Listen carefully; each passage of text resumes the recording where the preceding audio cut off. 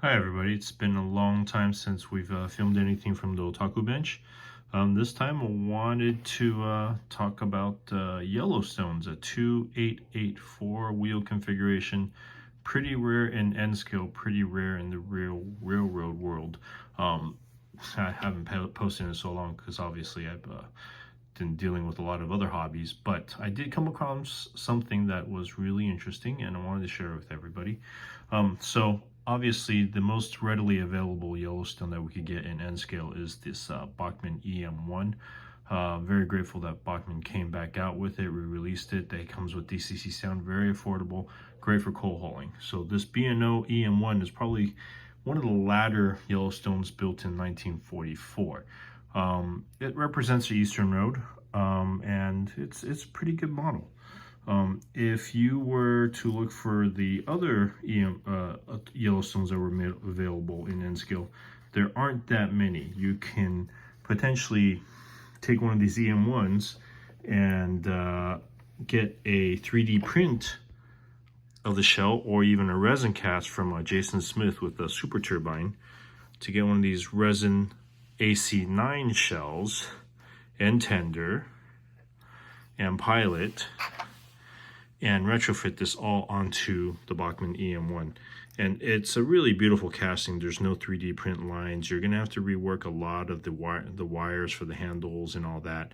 But it's a great casting. It's just a lot of elbow work, especially with the front pilot and doing all the handrails for that, as well as the rear tender. Even the old casting came off with some of the tenders and the wires that came with the tender, but you'll have to replace all that.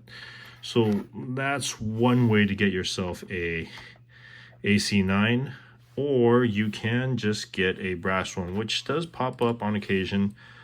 Prices vary from $900 to $2,000, $1,200. And there are two different types of the Southern Pacific ones.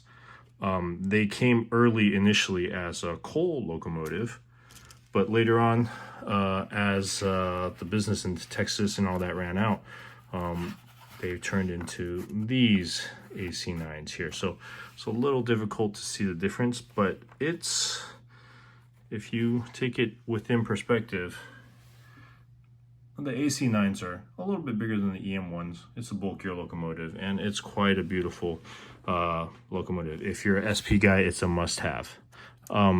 And the modeling challenge to put one of those resin cast shells onto a EM1 is not small, but it's rewarding if you're not willing to spend the money for one of these AC9s.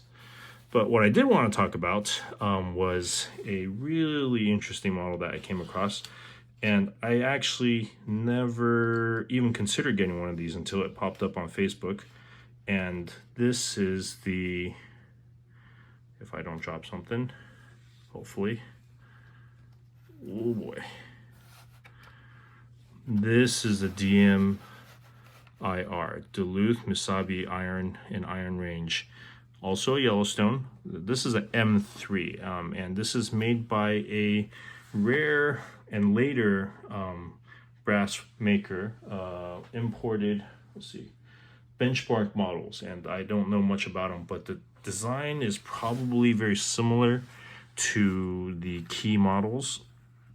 So the front is fully articulated, the rear engine is full static, and details are amazing. This is like look like more models quality. This tender even has this diaphragm with working springs and pivots that, you know, you just don't see this in N scale. And so it's a beautiful, beautiful locomotive. If you're into coal haulers, this is a must-have. I saw it. I'm not a coal hauler, but I do have some friends that really wanted something like this, and so I got it. It's got a rear light. It's wired in.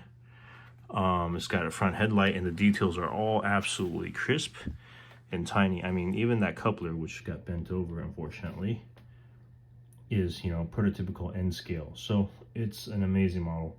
It's got one set of traction tires on the solid locomotive in the back.